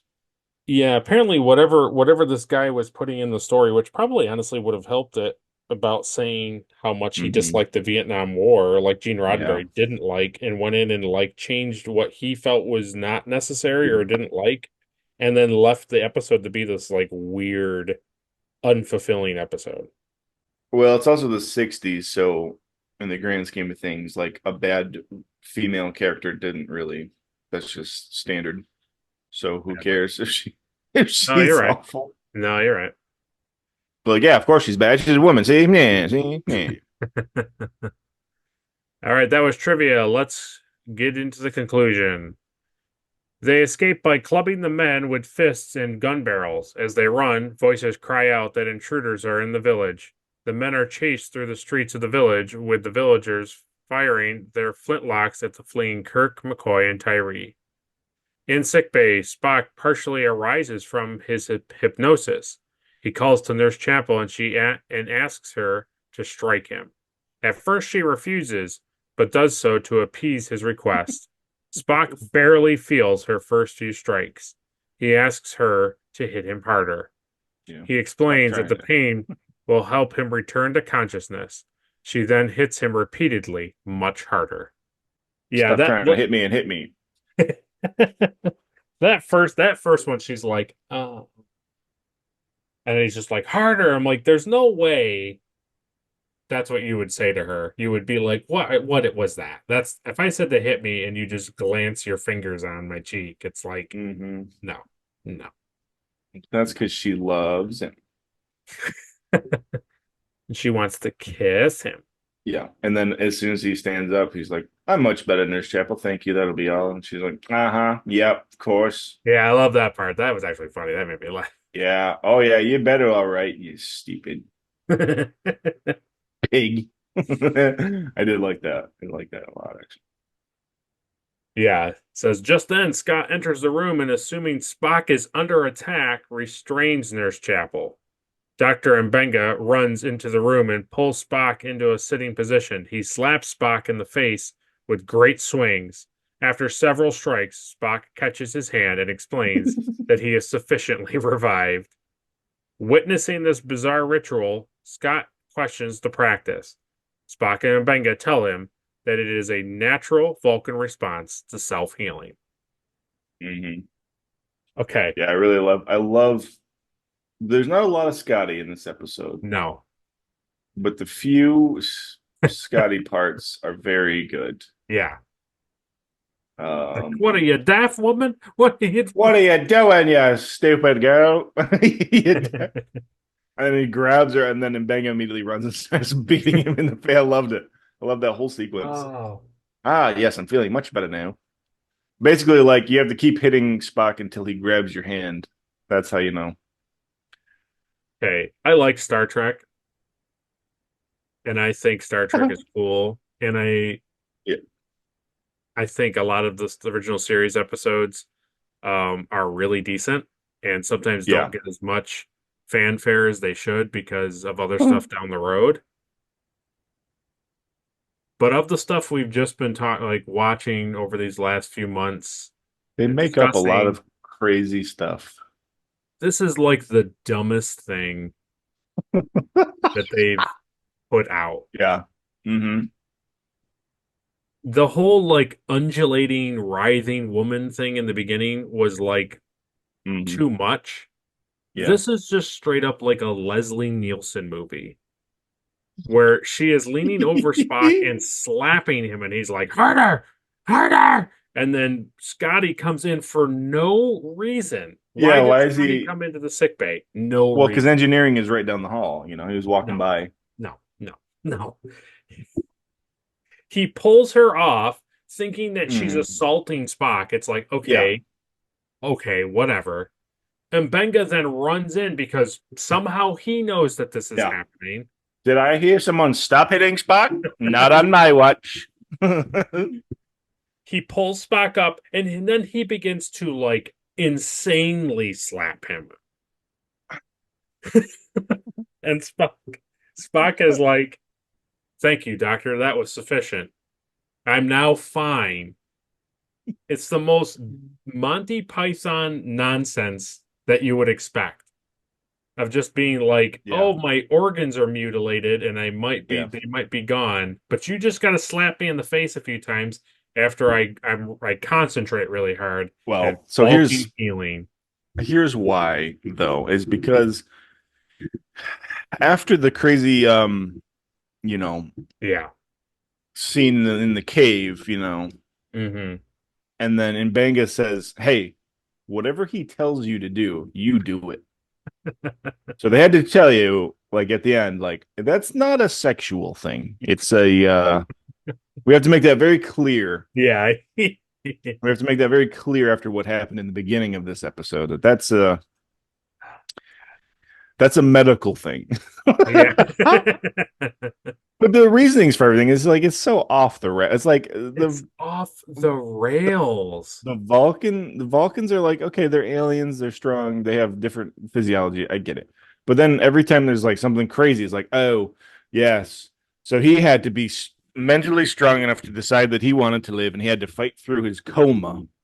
Yeah. And right when he's on the verge of his coma, whether he's on the brink of death or not, he has to be hit so that he can focus on that pain and not dying. And that's how Vulcans do it. Like, what? That's how they do it. What do you mean? What do you mean? I can't wait for Dr. House to discover that Sova is like he is not okay after this last night's RPG. Uh-huh. And then Sova's like, the only way for me to self heal is for me to concentrate, Doctor, and then you do what I require. Oh and yeah, then cuts his house just bashing in Sova's face. I'm gonna beat the crap out of him. Just you wait. Don't even worry about it. It's just, I love Spock. I'm so happy that Mbenga is a thing in Strange New Worlds. I love fleshing out like nobody background characters that are in like one or two episodes. I love that kind of stuff. Yeah. I think it's awesome to see another black character in Star Trek, have like a significant role in the ship, and he's not belittled for being a different color. No, I love. Yeah, I love that. I love that. I love it. But it is one of the dumbest scenes we have watched so far. It's pretty bad. Yeah, it's pretty bad.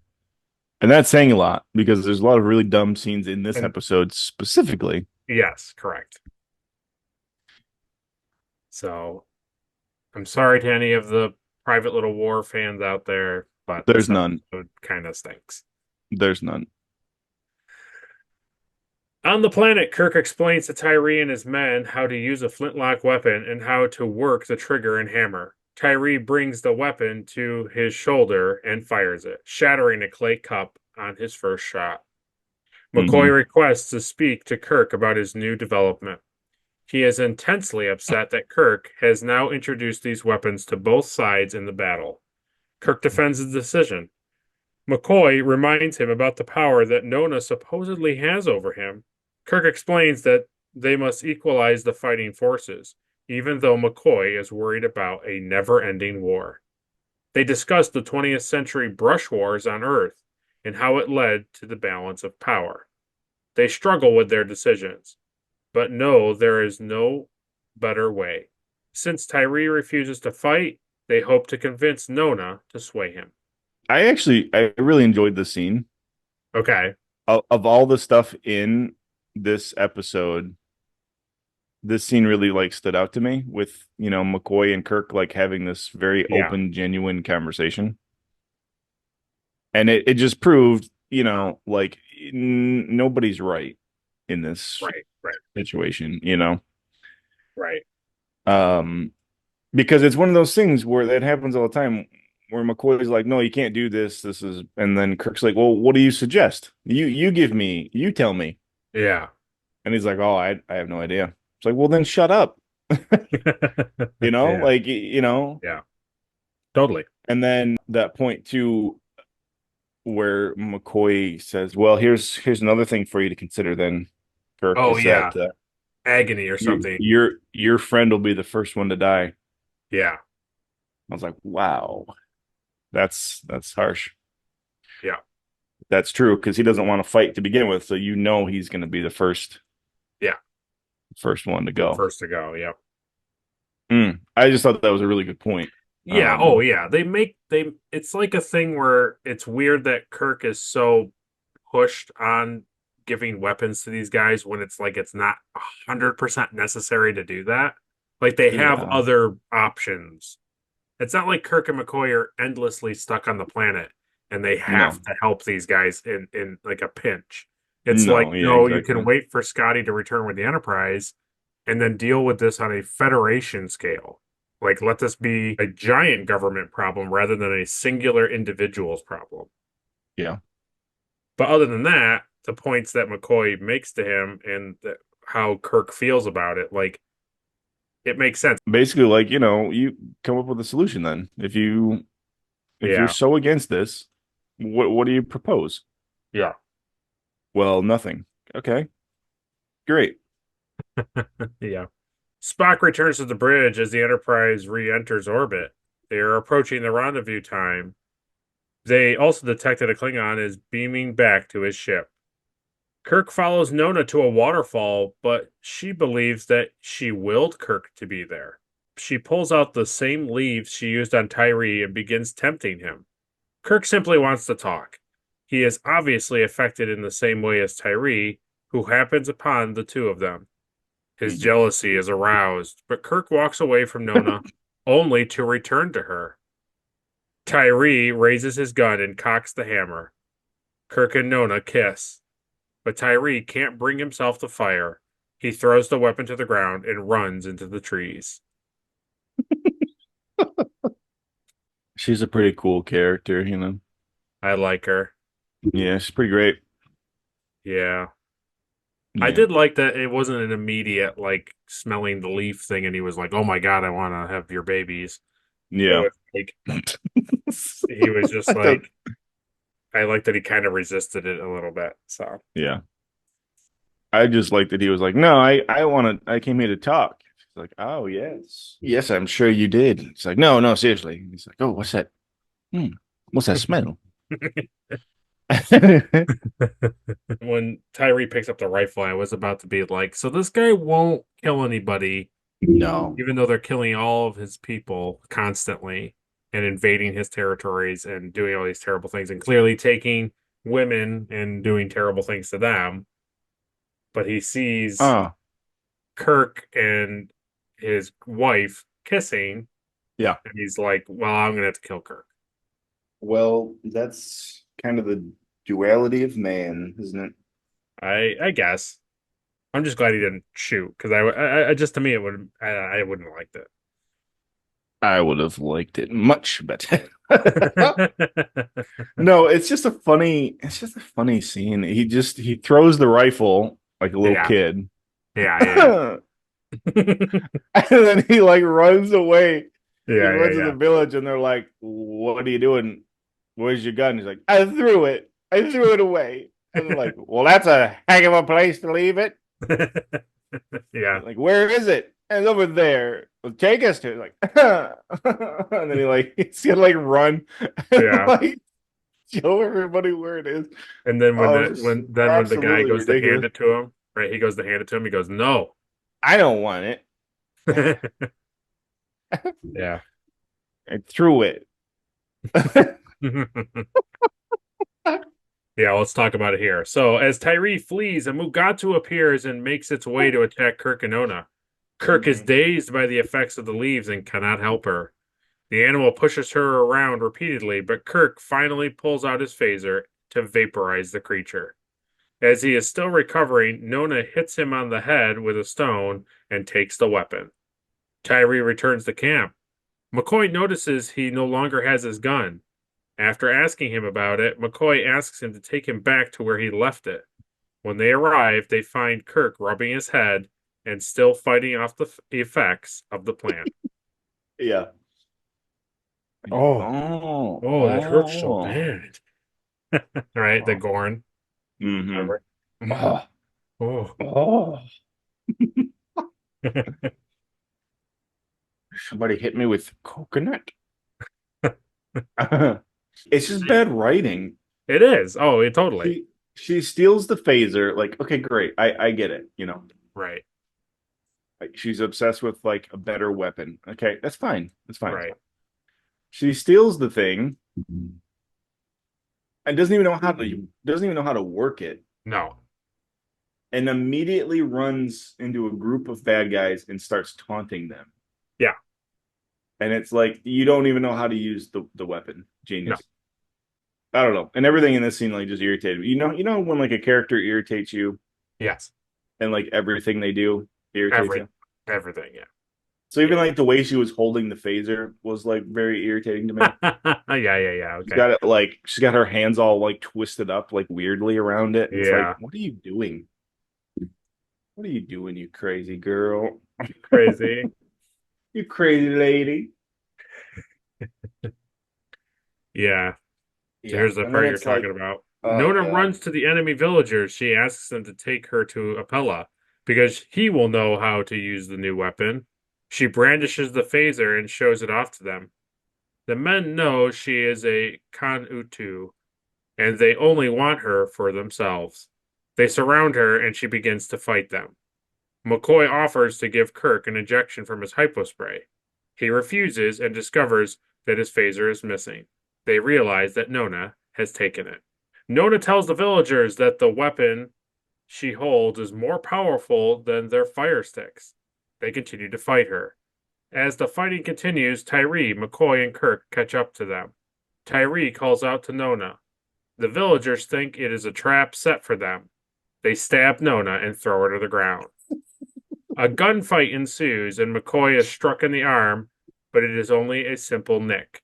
Tyree and Kirk fight the men. A distraught Tyree catches his wife's assailant and bludgeons the man to death with a rock, only stopping when Kirk physically restrains him. McCoy informs them that Nona is dead.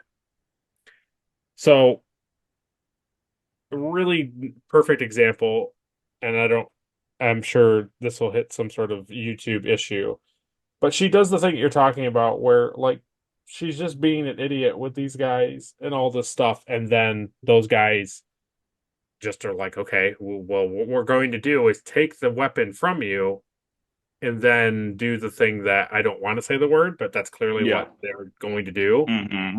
Because Mm-hmm. he's holding one of them is holding her, like restraining her to get the weapon, and then the other guy comes up and kisses her, and it's like, Yeah. oh, okay, like Mm-hmm. it's not just like a fight to get this thing away from her. It's like they're clearly going to do more. Yeah. And I was like, oh, okay. So they're really bad people. Like Yeah. more than It's just going really, around and killing people, they're also doing they're just awful at all times. yeah. It's really fun. It's a really fun scene. Yeah. It's a really fun Um, scene when she just keeps like screaming yeah, and yeah, moving into the same area, and then yeah. like doesn't use the phaser ever. No, And no. I was and hoping, then they're like, it's a trap, killer. yeah, stab. Like, what? Yeah, the thing I thought was going to happen because I remember that she died. I just didn't remember how she died, and I remember things vaporizing in this episode, but I forgot it was the Mugatus. So I thought what was going to happen is she was going to try to shoot one of the guys, and it was going to vaporize herself. And it's like That one would of have been those good. things of Oh, like the bum. like the Nice. bomb, yeah. Yeah, And nice. and I thought it was going to be like a fitting thing, like the person who wants the most power who claims they have the most power over men and then gets something of high power that like she can put over on the men, like ends up Mhm. killing her. Like that would have Yeah. been a neat analogy to go through, but instead, Well, no. It's a same quick thing. Same thing kind of happened. She's obsessed with like power, and she uses men to get her way, and she ends yeah, up dying true. from a man. So Yeah. it's kind of the same. It's just pretty brutal for them to be like, "Oh, it's a trap. You're dead." Well, the other thing too is it's like so it's like she's married to this dude. Yeah. Then she tries to seduce Kirk. She gets the phaser and she immediately runs away, and now she's gonna join the other side. Yeah, because Okay. they have so much more power. Yeah. Yeah, especially if you give it to them. Yeah. Oh boy. Yeah. Pretty good. Pretty Yeah. good. I don't know. I don't get it. I don't understand it. I I don't don't I know don't have a why problem with they her thought it getting was. killed. What's that? I don't have a problem with her getting killed in the Well, episode. Like that sure. doesn't But I just meant like I don't understand why they even wrote it the way that they wrote this. Like what does this any of this mean? Like what's I the don't know. point of it? Yeah. I don't know.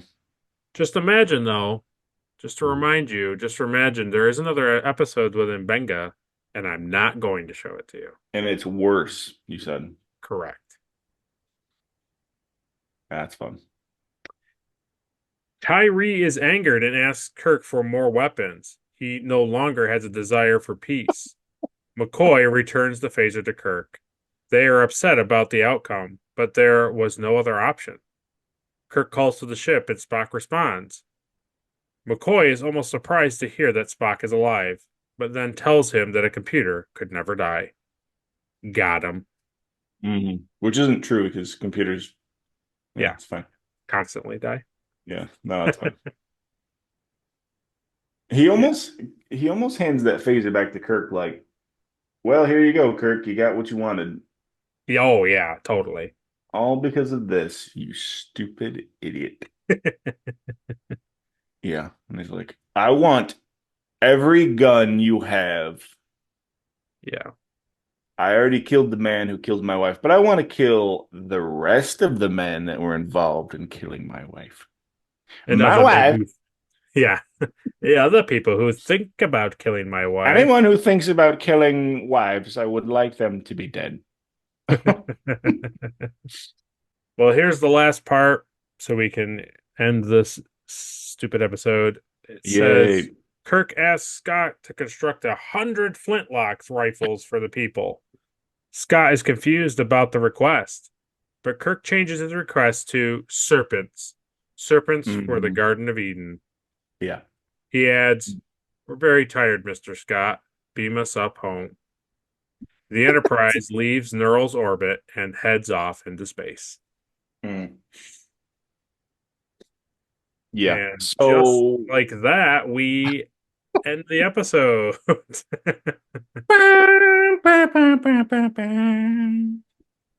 Yeah. this is the other part that I really enjoyed, Scotty. Like I said, he's only in the episode twice. Yeah. So him like grabbing Chapel is funny to me. And then Yeah. this scene where he kind of like looks at Spock and he's like, I clearly didn't understand what you said, Captain. Yeah. And Kirk's like, oh, yeah, I need serpents. And he's like, oh. gotcha. Got it. Like he says, yeah, it's like, dude, it's like, yeah, we need flintlocks, Scotty. We need 100 flintlocks. And Scotty's like, what? And he's like, yeah, serpents. It's like, oh, now I totally on board with you now. Oh, gotcha. Oh, you want a whole bunch of Oh, serpents from the Garden of oh, Eden. okay. Got it. Sends the And you're left should make wondering, do they send the flintlocks should down make the the thing? should make the thumbnail for this video like a box of snakes on this like planet. Uh, So stupid. so that concludes the episode for us to never talk about again. Well, before we talk about next week, let's do everybody's favorite thing.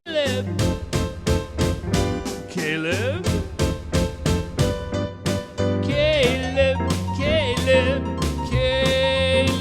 Not much. No. So, Caleb, who gets the Erica Ortegas Award for being most unlikable? Nona, for sure. For sure. Yeah. That probably wasn't really a big stumper, was it? No. No. I came to that conclusion pretty quickly, honestly. You're like, oh, I know who I'm gonna pick. Yeah. Okay, who gets the Elizabeth Cutler Award for being most forgettable? I was thinking like maybe Chekhov, Okay.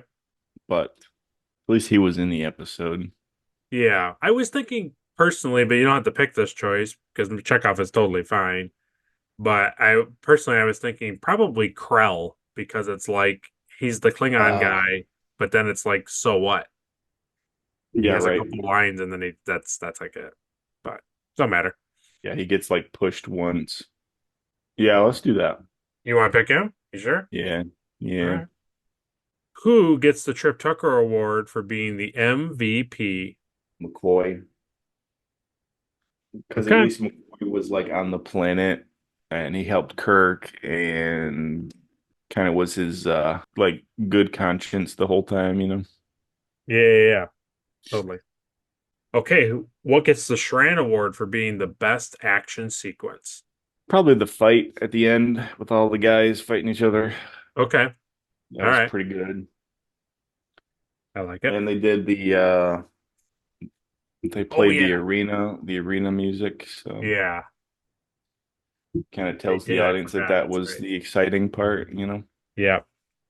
What gets the NX Award for some sweet ship stuff? I like the rifles, the flintlock rifles. I enjoyed. Okay. Yeah. I thought they were cool.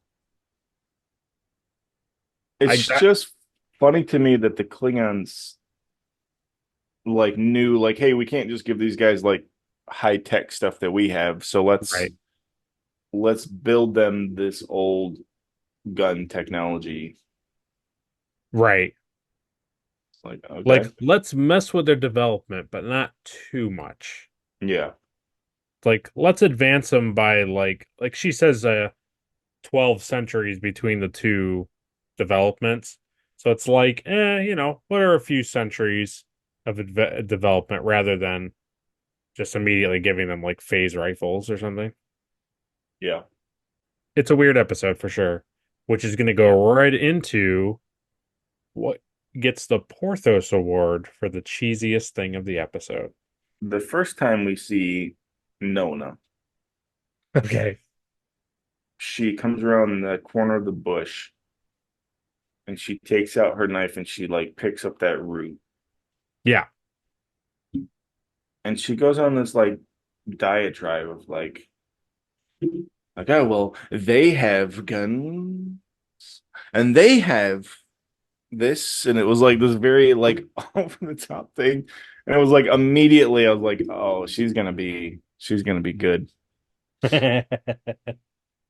She does this thing like when she first is talking, she's doing this weird like hand gesture. I kind of remember, yeah. That sets up like the whole rest of the episode. Oh yeah. Yeah.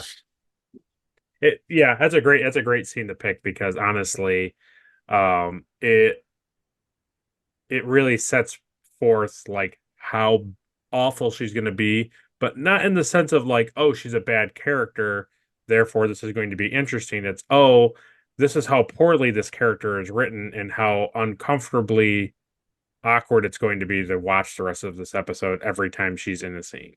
Yeah. Yeah, I think so. Anyway, there's a lot of other like easy scenes to pick, but Sure. Yeah, like Spock getting slapped is easily really cheesy, but yeah. Well, yeah, and the whole cave scene is ridiculous.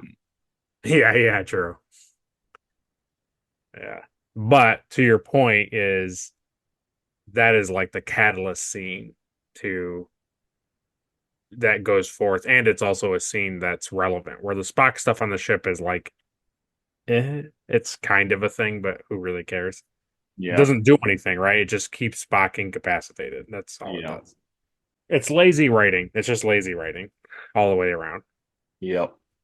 Okay, so with that comment, what gets the Enterprise Award for being the best scene of the episode?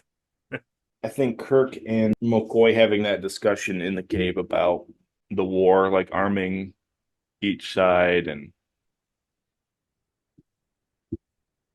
Okay. I think that's the best scene in the episode because they do it twice. So the one in the cave or the one where they're outside, like towards the end of the episode. no, it's the one where it kind of gets heated, right? Where he hits in the cave, the table, and okay. They both express like good and bad on both. Yeah. I think that's a pretty good scene. It really shows. They both act pretty good. It's good. Well, I appreciate you going through the award ceremony and giving out the awards for a not so great episode. But this was just our opinion and our thoughts of the episode. So you can go down to the comment section and write what you thought of the episode. Do you like it? What do you like about it? What are your arguments if you think it's a good episode? Interested to hear about them. And if you're like us and you think it's one of the weaker episodes that we've covered, write that in the comments below too. Let us know what you also think is not the best. It's okay to like a franchise, but also not like all episodes produced. It's just how things go. Yeah. True. Next week's episode will not be like this. Next week's episode will be the ultimate computer. Sweet. It will be at least a departure from this. And so if you liked the video, if you liked what you watched here, like it. If you disliked it, dislike it. Share it with all your friends and families and Trek enthusiasts. Subscribe so you don't miss an episode, and ring that bell for notifications so you can catch when this episode comes out, usually weekly, or you can catch other episodes on the channel like Star Trek History, which comes out weekly, or the RPG, which is just another episode just came out a few days ago. So that's why we ask you to ring that bell so you don't miss it. And as always, you can go over to Caleb's channel. And Caleb's channel had the release of our Dragon Ball podcast. Yep. We finish up the General Blue saga. We do. That was pretty cool. And since it's the end of a saga, Will answers questions like I do on this show every week. That's true. So that's fun. Yeah. So it's pretty fun because just like Caleb over here with me, he's not super familiar with Star Trek, so he's kind of going through it bit by bit. And just like me over on his channel, I'm not that familiar with Dragon Ball, so we go through it bit by bit. Yeah. And you get a experienced person's viewpoint just like this with a person who's not super familiar. Yeah. Also, I think Caleb has soon another podcast coming out of our general discussion. It's like a 90s rewind of James and the Giant Peach. Oh, yeah. That'll probably be out soon around the time this is released. So check that out. It's pretty funny. It's much more lighthearted than our discussion of this episode here. And yeah, it's a real peach. It's a real peach. Yeah, if you're watching this now, and it comes out in 3 days. So yeah, so look for his 3D print paint of maybe something particular that we already discussed. Could have something to do with it. Yeah. Yeah. And though we make light of it and we kind of make jokes about it, Caleb has 2 videos on his channel. They're wrap-ups of 2023, one of his builds and one of our podcasts of the Nerd Holes over there, our brand over on his channel. I encourage you to watch both of those videos. And if there's anything in those videos that you enjoy and you'd like to see more about or hear us discuss, find him on his channel. Give him a watch. Yep, there's a bunch of stuff on there. So we appreciate you watching. Sorry that it wasn't an enthusiastic episode and that maybe we complained about it a lot more, but we appreciate you sticking through it. Not all of them got to be winners, and that's okay. So we look forward to next week for the ultimate computer. And so until then, computer, and program. See you guys. Bye. Check for any messages. Oh, yes, there is a message here. Let's see. From the captain to all crew, please do the outro video. Oh, okay, yes. Take time on my busy doctor schedule here to record a couple things. Oh, hello. Dr. Stephen House, Chief Medical Officer aboard the USS Drake. Just wanted to record a few reminders for you guys. So here we go. The Retrek Review is a Daystrom Holodeck podcast. It's produced in association with the Plastic Underground Props, hosted by Caleb Stoddard and Will Wilbur, edited by Will Wilbur. Our outro song is by Kaylee Joy Rookledge. Our theme song is by Samo Studios. And our outro song is by Tommy T. The title card art was created by Caleb Stoddard. The trophy art was created by Adri Wilbur from Love by the Letters. The synopsis and written plot provided by memoryalpha.fandom.com. Star Trek is created by Gene Roddenberry, and all official clips and pictures are owned by Paramount Pictures. You can follow us at the Plastic Underground Props and the Daystrom Holodeck on Instagram and YouTube. So that is it. That is all I had to say. And what was that? Don't touch that. Wish I got bit on the neck by a monkey. No,